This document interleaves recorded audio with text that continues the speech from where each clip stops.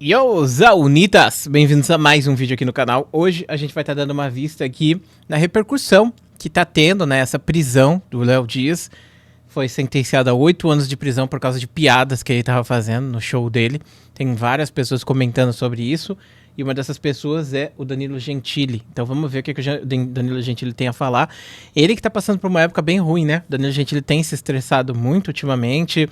Teve até um momento ali que ele ficou puto lá e começou a brigar com a galera que tava fazendo obra na frente da casa dele. Enfim, vou dar aquele play e vamos ver mais um desses capítulos estranhos da nossa história, né? Bom, para quem não sabe, a Terceira Vara Criminal Federal de São Paulo condenou o comediante Léo Lins a 8 anos e 3 meses de prisão em regime fechado. Também condenou esse mesmo comediante a uma multa de 1,4 milhão acrescida de 300 mil de danos morais coletivos. Qual foi o crime do comediante Léo Lins? Contar piadas em um show de humor. Esse show foi posteriormente postado no YouTube e, ao que tudo indica, isso foi um crime. Olha, no país em que o INSS é usado para fraudar velhinhos à força, a justiça puniu um comediante por contar. Sabe por que essa parte do INSS deixa a gente puto? E eu sei que muita gente tá cagando pra essa parada do INSS, tanto que, tipo, essa fraude do INSS não teve nenhum tipo de número de visualização, não tem nenhum canal fazendo vídeo sobre isso, são pouquíssimas as pessoas que estão falando, mas sabe por que a gente fica puto com isso? Porque, veja bem, a gente passa a nossa vida inteira pagando INSS pra gente receber isso, uma promessa que a gente vai ter, de que a gente vai receber a nossa aposentadoria lá na frente. E os caras estão pegando esse dinheiro, estão fraudando, estão roubando esse dinheiro, basicamente. Então quer dizer que você vai passar a sua vida inteira, você que é jovem, tem de 20 a 30 anos, você vai passar a sua vida inteira pagando. Você vai ter que pagar, tipo, por exemplo, sei lá, 10 ou 20 ou até 30% do seu salário. Então quer dizer que imagina você tá hoje no 50-50 com a faca no pescoço. E aí você receberia, sei lá, R$300 a mais, talvez fizesse toda a diferença, né? Pra você conseguir ficar de boa, mais tranquilo, mais calmo, até juntar dinheiro pra fazer uma viagem com a família, né? Ou alguma coisa do tipo, mas não. Você tá gastando esse dinheiro porque você é meio que obrigado, se você é CLT. E além disso, você tá vendo essa galera sendo roubando esse dinheiro que supostamente seria o dinheiro que você vai usar. E pra você ter ideia, mano, foi feita uma pesquisa recentemente sobre a geração Millennial, que é a minha geração, inclusive, da década de 90, e perguntaram qual é o seu plano de aposentadoria. E talvez você que seja Millennial se identifique com isso, que é morrer. Morrer antes de ter necessidade de você precisar ter uma aposentadoria. Você já parou pra pensar que na minha geração, a maior parte das pessoas estão pensando nisso, inclusive esse é um dos meus planos também. Tipo, mano, eu não vou viver até 75 anos pra me aposentar, então é isso, mano. Eu vou juntar dinheiro pra ter uma vida boa e feliz e é isso que a vida é, entendeu? Meu irmão, é bizarro você pensar que a gente que é millennial, a gente não tá tendo a expectativa de ter aposentadoria nenhuma, entendeu? Que nossa aposentadoria vai ser literalmente a morte, entendeu? Esse vai ser o momento que a gente vai descansar de fato. A maior parte dos millennials tem esse tipo de visão. E é foda, mano, porque eu também penso assim. Eu penso, cara, mano, que eu não vou me aposentar, eu não vou. A minha aposentadoria vai ser a minha morte. Eu vou morrer de velho e eu não vou ter aposentado. Essa é a sensação que passa pros millennials. E é bizarro isso, mano. É bizarro, de verdade, tá? Não tô falando de pegar e fazer seppuku daqui 5 anos, não. Eu tô falando de viver até os 70, 80 anos de idade e não aposentar, entendeu? Ficar trabalhando até o final da vida e falecer de trabalhar. Essa é a nossa perspectiva, basicamente. Piadas em um ambiente criado para isso soa uma piada de mau gosto. Mas o Brasil é assim, é um lugar que o certo é duvidoso, o duvidoso é certo. E a decisão contra o Léo usa, entre outros fundamentos, 2 argumentos que são, no mínimo, duvidosos. E duvidosos aqui no sentido de ser duvidoso mesmo. Um desses argumentos seria o de que a liberdade de expressão não pode ser irrestrita. Ora, mas liberdade de expressão só pode ser irrestrita. Todos que expressam uma opinião, seja no teatro, na poesia, na música, na ficção, no livro ou em forma de uma piada, todos podem ser criticados, questionados e até acionados em processos civis. Agora, o que não podem, em hipótese alguma, é serem presos ou alvos de censura. Muita gente vai falar, não, mas preconceito não é liberdade de expressão. E assim, vamos lá. A sua liberdade de expressão termina quando a de outra pessoa começa. Tanto que eu já discuti muito sobre isso em relação ao Monark. Porque o Monark, ele fala sobre liberdade de expressão irrestrita, mas é a liberdade de expressão de um grupo específico da sociedade que vai passar por cima dos outros grupos, né? Então quer dizer que, tipo, a liberdade de expressão que ele defende é a liberdade de expressão que a galera dos Estados Unidos tem e não a liberdade de expressão, por exemplo, que um brasileiro teria. Tanto que ele é censurado por causa disso, né? Só que, nesse caso especificamente, a gente não tá falando de uma situação, a gente tá falando de uma ficção, de fato, né? Porque ele tá fazendo piada, e piada não deixa de ser uma ficção.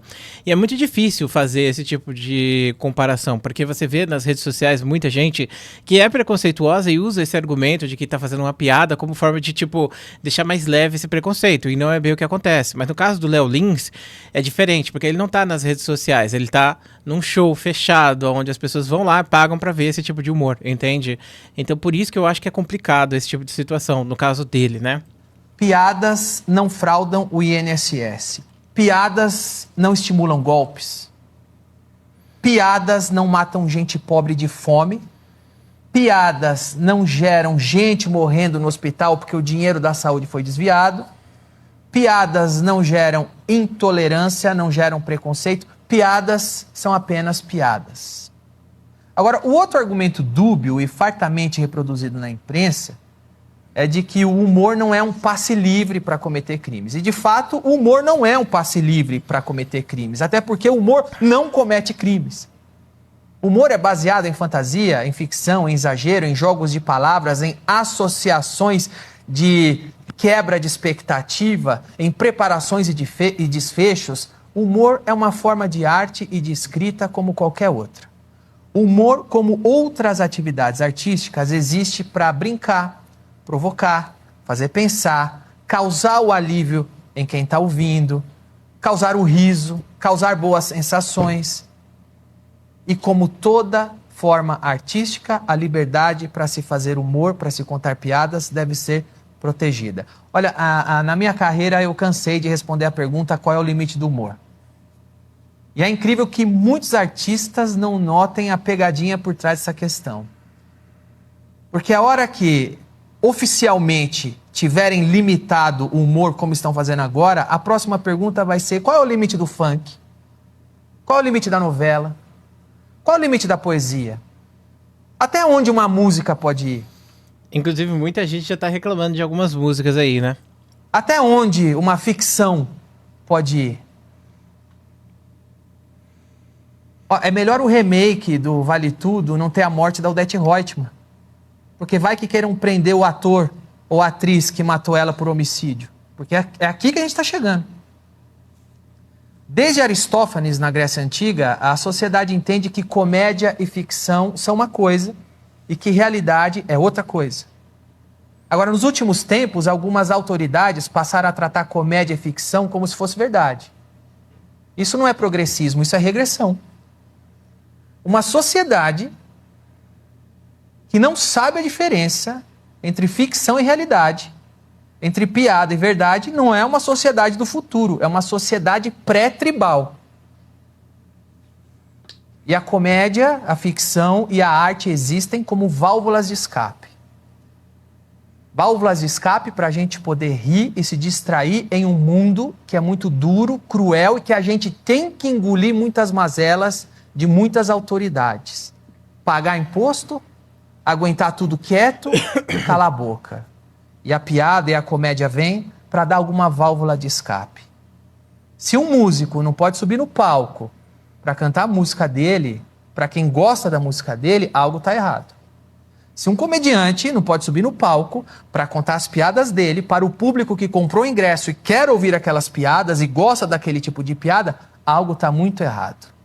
E se a gente, como sociedade, passar a aplaudir decisões que silenciam artistas, independente da arte que eles expressam, algo está muito errado e a gente está na beira do abismo.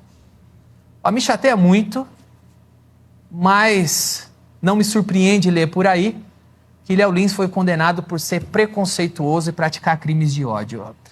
Isso não condiz nem um pouco com a realidade de quem conhece o Léo Lins? E me revolta saber isso, porque eu conheço ele, que é um dos caras mais gentis e corretos que existe. E vou dizer uma coisa, essa condenação do Léo Lins é um tiro no pé de quem tenta limitar a comédia, porque ela foi demasiadamente exagerada, passou todos os limites. Hoje é o comediante Léo Lins que está sendo condenado à prisão, que está sendo condenado à multa milionária, que gente... Inclusive, mano, tipo, fizeram postagem sobre isso. Se uma pessoa mata outra pessoa aqui no Brasil, às vezes a pena dela é menor do que a pena que o Léo Lins teve. Gente corrupta, condenada, não teve a mesma condenação que ele. Hoje é o Léo Lins. Amanhã vai ser o seu portal, jornalista. Vai ser o seu portal, blogueiro. Vai ser o seu vídeo de YouTube. Amanhã o que você diz hoje pode ser considerado pensamentos antidemocráticos. Olha, pensamentos autocráticos não são exclusivos da esquerda ou da direita. Eles podem pertencer a alguém que não gosta de você. Simplesmente alguém que não gosta de você e tem poder para acabar com você.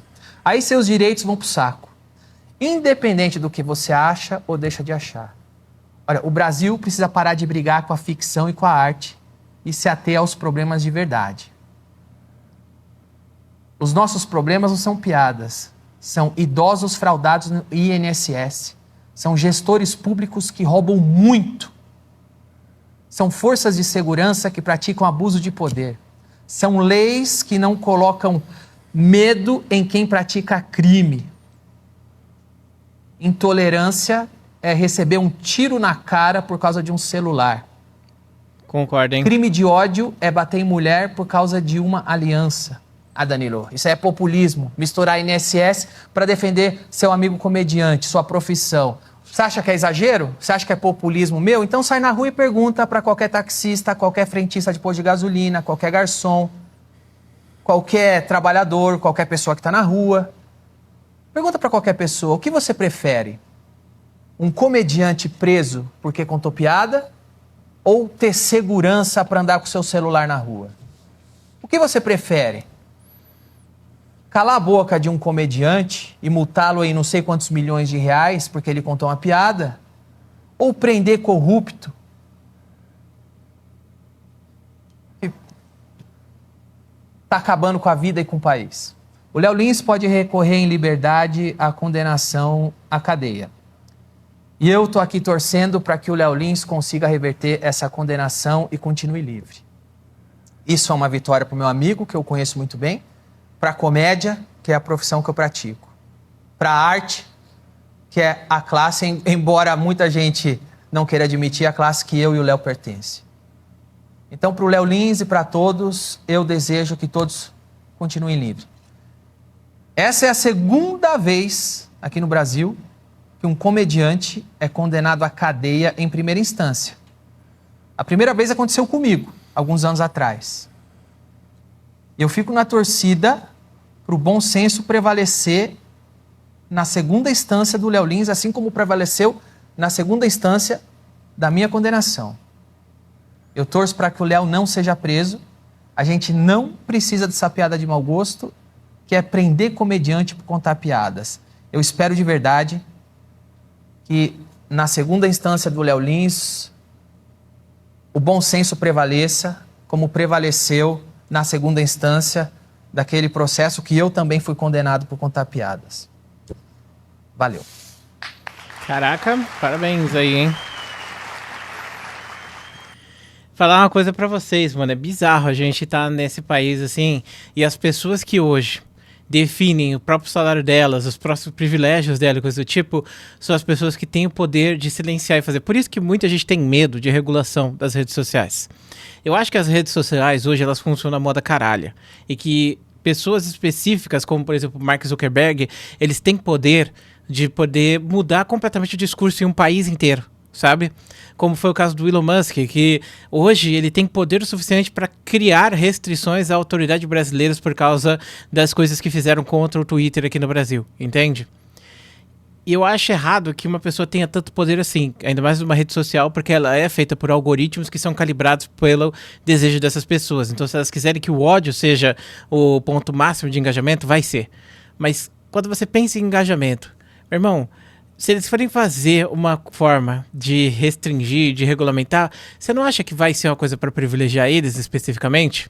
Lembra quando teve esse negócio da regulamentação das redes sociais, um projeto, e uma das cláusulas era basicamente que páginas como o UOL e outras coisas mais iam receber uma mesada por mês?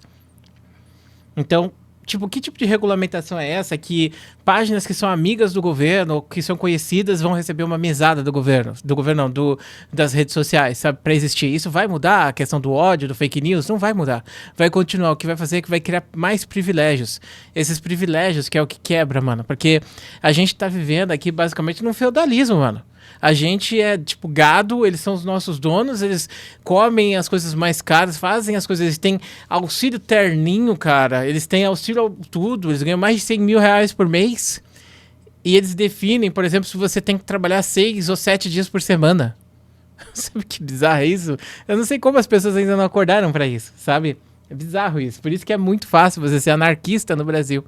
É muito fácil você ser contra o governo brasileiro, de verdade. Muito obrigado por assistir esse vídeo. É revoltante essa parada toda mesmo. Um grande beijo, a gente se vê depois.